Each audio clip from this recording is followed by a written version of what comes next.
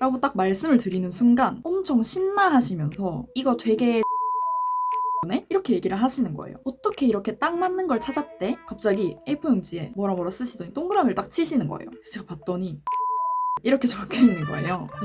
보인다고요? 저 되는 건가요? 이렇게 여쭤봤더니 여러분 안녕하세요. 오늘은 어떤 얘기를 해볼 거냐면 2023년 새해가 밝았잖아요. 신년 맞이 신점을 보고 왔어요. 근데 사실 처음에는 연초라고 해서 신점을 봐야겠다 이런 생각은 딱히 없었거든요. 근데 어느 날 불현듯 친구에게 카톡이 한 통 왔어요. 신점을 봤는데 너무너무 힐링이 되더라. 너무너무 좋았다. 그래서 너도 혹시 아직 안 봤으면 보러 가는 걸 추천한다. 제가 요즘 집에만 거의 있거든요. 밖을 잘 안 나가고 좀 제 텐션이 많이 다운돼 있어요. 친구한테 갑자기 그 연락을 딱 받았는데 되게 반가우면서 나도 봐야겠다 이 생각이 바로 들더라고요. 거의 제가 바로 예약을 해서 그 다음날 진짜 바로 다음날 찾아갔어요. 제가 작년에 신점 보러 갔을 때는 되게 좋은 아파트? 이런 곳에서 점을 봤거든요. 근데 이번에 간 곳은 골목 같은데 걸어가다 보면 간판에 막 땡땡 신당 뭐 이렇게 적혀져 있는? 근데 그런 곳을 제가 항상 지나다니면서 저런 데는 진짜 하는 걸까? 의문을 좀 품었었는데 이번에 가게 된 곳이 진짜 딱 그런 곳인 거예요. 그래서 이런 곳은 또 처음이다 하면서 설레는 마음으로 들어갔죠. 처음에 들어가서 인사를 드렸는데 저희 어머니 뻘 돼 보이시는 여자분 되게 웃으면서 반갑게 환대를 해주셨어요. 거기 딱 앉아가지고 얘기를 하는데 생년월일을 알려드렸나? 알려드리기 전인가? 딱 보시더니 뭔가 제 입으로 말하기 좀 그렇지만 되게 똑똑하네? 이 말을 하시더라고요. 똑똑함에 관련된 수식어란 수식어는 다 말해주신 것 같아요. 머리가 좋네, 영민하네, 되게 똘똘하네, 기억력이 좋네, 센스가 있네, 눈치가 빠르네, 어딜 가서도 똑부러지겠네. 이런 말을 막 하시는 거예요. 근데 제가 그 말을 듣는데 솔직히 저는 제 스스로가 똑똑하다? 이런 자부심? 그런 게 솔직히 별로 없거든요. 왜냐면은 그래도 학교 다닐 때 성적이 나오잖아요. 아, 내가 시험을 잘 쳤네, 못 쳤네. 판단할 수 있는 그 지표가 있으니까 시험을 잘 치면 나 되게 공부 잘하네? 이렇게 생각을 그때는 할 수 있었어요. 진짜 막 중학교 때 전교 3등까지 한 적이 있었거든요. 믿기지 않으시겠지만 여러분. 근데 제가 고등학교 가면서 급격히 이제 성적이 하락세를 띠다가 대학교 가서는 뭐 거의 공부를 손을 놨기 때문에 근데 그런 자신감은 있었어요. 내가 어디 가서 일을 해도 좀 책임감 있게 한다? 똑부러지게 그래도 한다?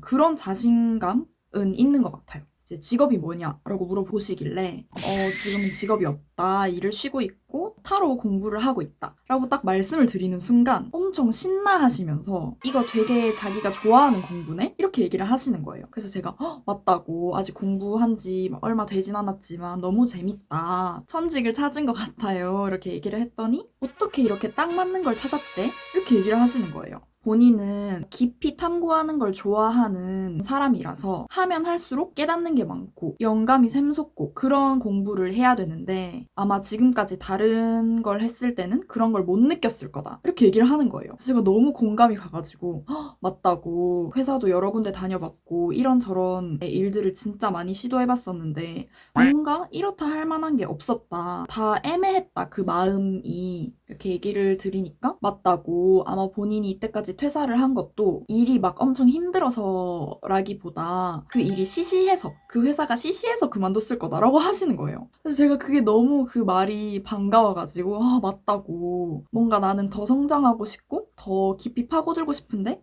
그럴 만한 일이나 그럴 만한 환경이 이때까지 없었던 것 같다. 이렇게 말씀을 드리니까 근데 이 타로 공부하는 거 앞으로 적어도 2년은 봐야 된다. 그러니까 2년은 공부를 깊게 해야 직업으로서 펼쳐볼 수 있다라고 얘기를 하시더라고요. 또 타로 한 가지만으로는 약할 수 있다. 나중에 만약에 오프라인으로 타로를 한다면 카페를 겸한다든지 뭔가 다른 걸 겸해서 하는 게 더 좋을 것 같다. 이렇게 말씀을 해주시더라고요. 그래서 타로 카페 얘기를 몇 번을 하셨어요. 분명히 하다 보면은 지금보다 더 심화된 공부를 하게 될 텐데 꼭 그까지 배워야 된다고. 종이에다가 타로 카드의 모양을 그려주셨거든요. 막 이렇게 그리셨는데 지금 하는 타로보다 더 카드의 크기가 크고 가에 이렇게 화려한 무늬가 있는 그런 타로까지 해야 된다라고 말씀을 하시더라고요. 그리고 또 누군가를 가르치는 것도 굉장히 잘 맞으니까 강의를 한다든지 그런 것도 정말 잘 맞을 것 같다. 라는 말씀도 해주셨어요.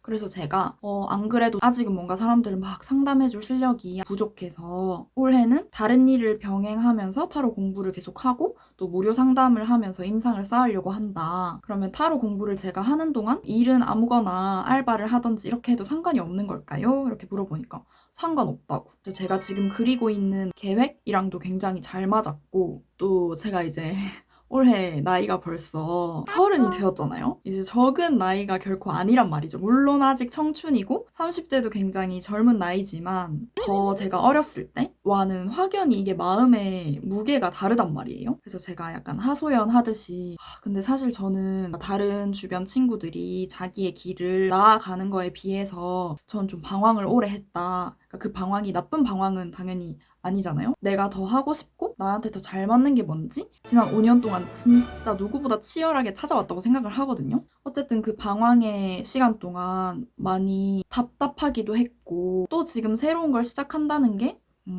조급하기도 하고 내가 이렇게 사는 게 맞나? 라는 생각도 들고 말씀을 드렸더니 뭐라고 하셨냐면 절대 다른 사람이랑 비교할 필요가 없다. 그 과정에서 본인이 행복했지 않냐? 라고 행복이라는 그 키워드를 얘기하시는 거예요. 근데 저는 그걸 딱 들었을 때 맞아요.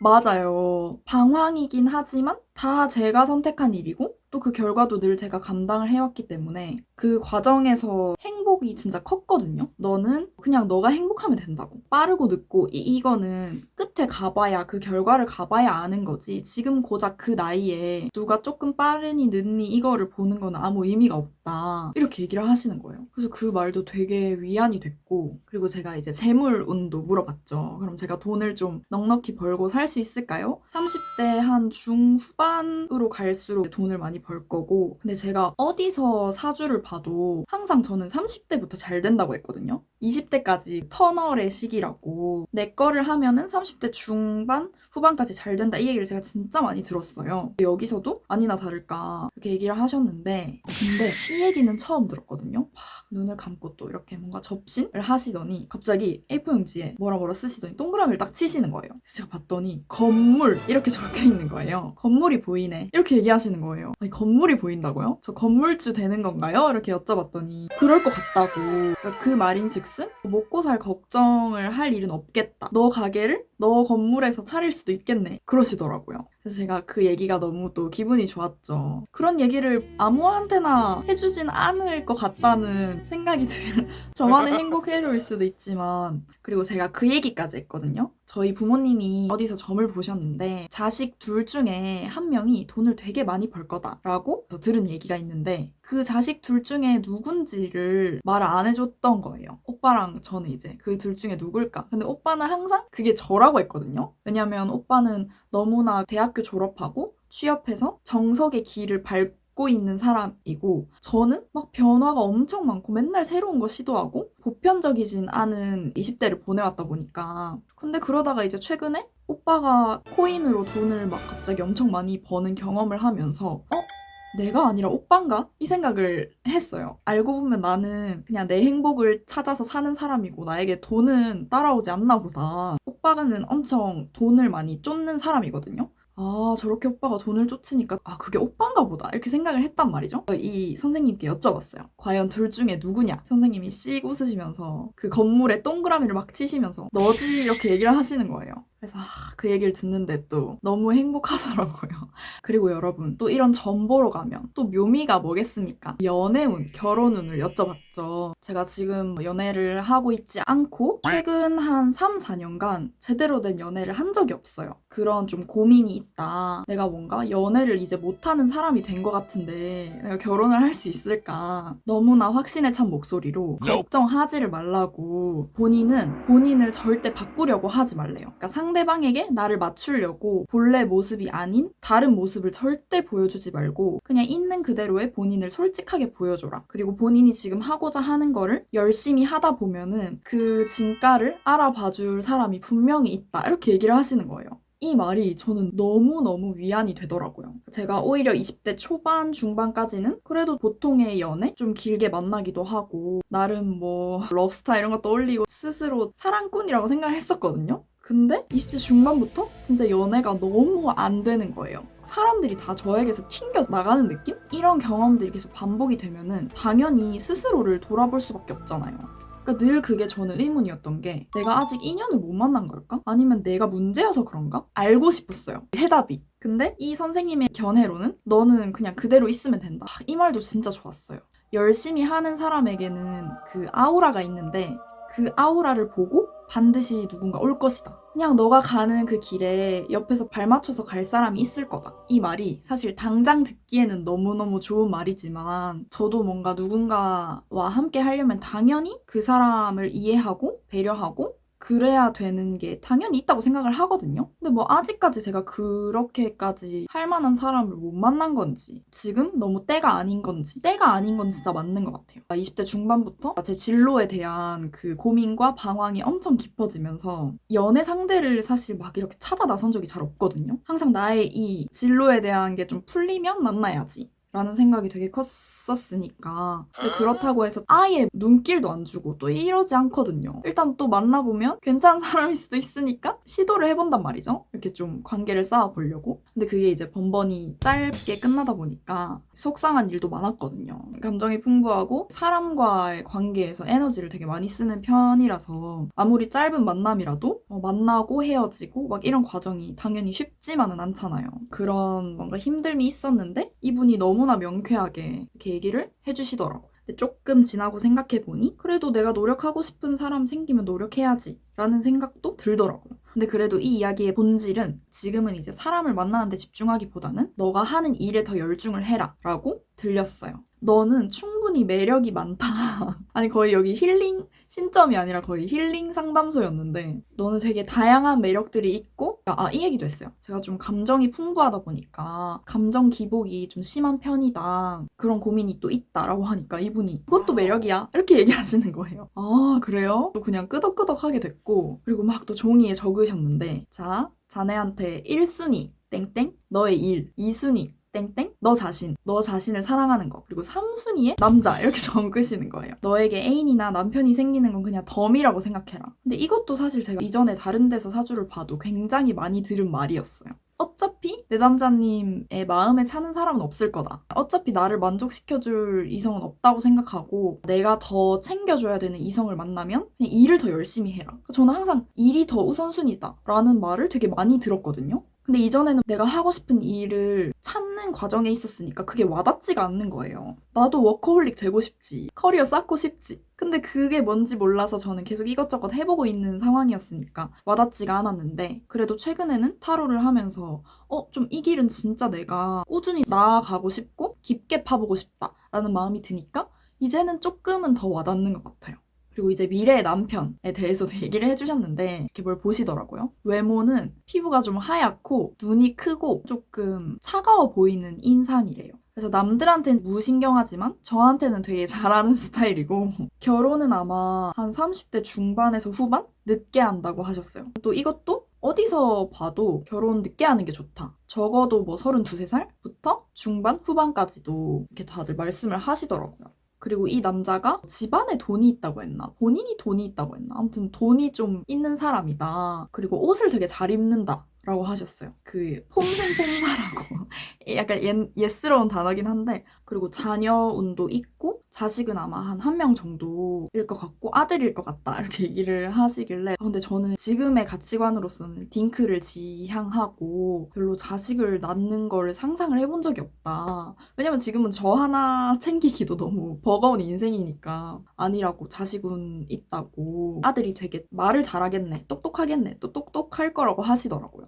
그리고 이제 저희 가족에 대해서도 다 물어봤거든요. 저희 어머니, 아버지, 오빠에 대해서도 막 물어봤었는데 기억에 남는 게 저희 오빠가 이제 작년이구나. 결혼을 했잖아요. 오빠의 아내분인 새언니를 제가 엄청 좋아하거든요. 때마침 그 선생님께서 오빠 결혼 잘했네. 되게 사람 보는 눈 까탈스러운데 결혼 잘했고 새언니 되시는 분이 잔잔한 물 같은 사람? 되게 지혜롭네 이렇게 얘기하시더라고요. 그래서 그것도 맞아서 신기했어요. 그래서 거의 이런 대화를 한 1시간 가까이 나눈 것 같고 그때 3시 예약이었는데 20분까지 꽉 채워서 대화를 했거든요. 일단 그 봐주시는 선생님께서 에너지가 엄청 좋으세요. 그래서 저는 듣는 내내 너무 막 위안도 되고 힐링도 되고 힘도 나고, 그리고 이제 마지막에 딱 나올 때 입구에 있는 또 어떤 그게 있었는데, 거기 이제 또 마지막으로 빌면서 우리 소라 원하는 거 다 이루게 해달라고 비시는데, 갑자기 또 저를 쳐다보면서 최근에 상처받은 일 있어? 상처 많이 받았어? 이렇게 물어보시는 거예요.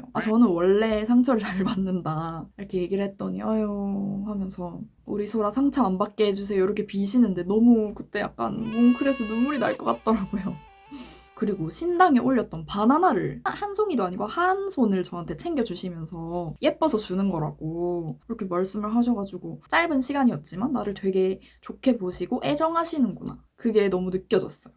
그러고 제가 이제 시간이 지나서 좀 생각을 해보니까 작년에 내가 봤던 신점 내용은 어땠지 하고 생각을 해봤거든요. 그때도 핵심 내용은 그거였어요. 공부를 너가 아직 덜 했다. 공부를 더 해라. 이게 포인트였고, 언어 쪽으로 공부를 해라. 나머지 말들은 다 저의 단점에 대한 얘기를 하셨더라고요. 너는 생각이 너무 많고 밖에선 부지런한데 집에선 게으르고 뭐 감정 기복이 너무 심하고 뭐 애정 결핍이 있고. 그때 제가 눈물을 참느라고 혼났거든요. 그러니까 그때는 감동의 눈물이 아니고, 그러니까 그 말들이 너무 비수처럼 꽂혀서 너무 아팠거든요. 그래서 생각을 해보니 그때 사실 하신 말씀도 다 맞고 오늘 하신 말씀도 다 맞는데 나의 기분이 왜 이렇게 다르지? 를 생각을 해보니 그거더라고요. 관점의 차이. 그러니까 작년 신점은 저의 단점들을 엄청 많이 파헤쳐가지고 너가 이래서 안 되고 저래서 안 되고 이래서 안 되고 저래서 안 되니까 이걸 고쳐야 된다. 그러니까 이런 느낌이었고, 이번에 봤던 신점은 단점에 대해서 하나도 얘기 안 했어요. 진짜. 제가 지금 잘하고 있는 거, 내가 하고 싶어 하는 거, 이거에만 포커스를 맞춰서 엄청 힘을 실어주셨더라고요. 이 신점이라는 것도 어떻게 보면 상담이고, 이거를 상담해주는 사람의 관점이 되게 또 중요한 거구나, 그런 생각이 불현듯 들면서, 또 저도 지금 상담사를 준비하고 있지 않습니까? 그래서 나도 당연히 듣기 좋은 입에 발린 말만 할 순 없지만, 그래도 상담이 끝났을 때 좀 힘이 되고 힐링이 되는 그런 상담을 하고 싶다라는 또 다짐을 하게 되더라고요. 그리고 제가 이때까지 읽었던 수많은 책들이나 수많은 유명하신 분들의 이야기에서 항상 들었던 게, 자기의 단점을 커버하려고 애쓰는 것보다 장점을 극대화시키는 게 훨씬 더 빠른 길이다 라는 얘기를 제가 굉장히 많이 들었었어요. 그런 관점에서 봤을 때도 나에게 맞는 상담은 내 단점을 계속 까내리는 게 아니고 나를 더 북돋아주는 그런 상담이 나한테 또 맞는 상담이구나 라는 생각이 또 새삼 들더라고요. 사실 돌이켜보면 제 평소 스타일도 그렇거든요. 저는 싫은 소리 듣는 거 당연히 누구나 싫어하겠지만 저는 유달리 더 싫어하고, 잘한다 잘한다 하면 더 잘하는 스타일이지 막 저를 깎아내리면은 되게 기죽고. 근데 이것도 사람마다 아마 스타일이 다를 것 같아요. 센 말을 들어야 그거에 자극받아서 더 열심히 하는 사람도 있을 거고, 근데 저는 전혀 아니거든요. 제가 신점은 별로 본 적이 없지만 사주는 정말 많이 봤거든요. 사주는 그 생년월일시의 데이터에서 나오는 거기 때문에 사실 항상 비슷해요. 거기서 조금의 그냥 플러스 마이너스가 있는 편인데, 확실히 신점이 되게 봐주시는 분에 따라 이게 확확 갈리는 것 같은 느낌을 좀 받았어요. 이건 뭐 근데 지극히 주관적인 저의 견해입니다. 아무튼 여러분, 오늘 영상은 여기까지고, 이것도 저를 알아가는 하나의 데이터라고 생각을 해서 이 데이터를 또 다 수집을 하거든요. 다 기록을 해놔요. 거기서 공통된 것들을 추려가지고 신뢰성을 가지는 편이거든요. 그래서 저처럼 자기에게 유리하게 활용을 하실 분들은 한 번쯤 혹은 여러 번 사주를 본다든지 신점을 본다든지 또 타로를 본다든지 추천을 드립니다. 되게 제 주변 사람들도 이런 점을 보는 거에 대해서 시각이 엄청 다양하더라고요. 재미로 보는 사람이 있고, 봤다가 괜히 안 좋은 소리 들을 것 같아서 못 보겠다 하는 사람도 있고, 또 막 저처럼 자주 보러 다니는 사람도 있고, 되게 다양했는데 어쨌든 저의 의견은 한 번쯤 봐보는 걸 추천드린다는 입장입니다. 왜냐면 저는 볼 때마다 이렇게 늘 좋았거든요. 여러분, 제가 과연 2년 안에 타로 마스터가 될 수 있을지, 또 향후에 과연 건물주가 될 수 있을지, 여러분들 오래오래 저를 구독하면서 지켜봐주세요. 제가 또 친구들한테 이 얘기하면은 다들 오랫동안 친하게 지내자 이 얘기 하시더라고요.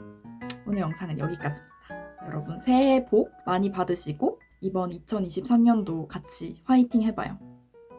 그럼 안녕!